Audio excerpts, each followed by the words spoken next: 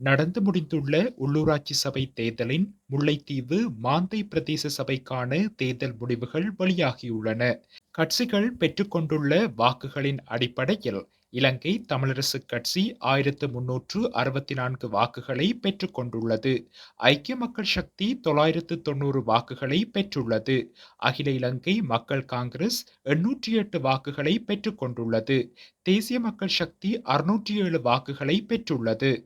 நடந்து முடிந்துள்ள உள்ளூராட்சி சபை தேர்தலில் ரத்தினபுரி பலாங்கொடை சபைக்கான தேர்தல் முடிவுகள் தற்போது வெளியாகியுள்ளன. இதன்படி கட்சிகள் பெற்றுக்கொண்டுள்ள வாக்குகளின் அடிப்படையில் தேசிய மக்கள் சக்தி 4833 வாக்குகளையும், ஐக்கிய மக்கள் சக்தி 3232 வாக்குகளையும், பொதுஜன பெரமுன 1442 வாக்குகளையும், சுயேட்சை குழு 664 வாக்குகளையும், ஐக்கிய தேசிய கட்சி 458 வாக்குகளையும் பெற்றுக்கொண்டுள்ளன.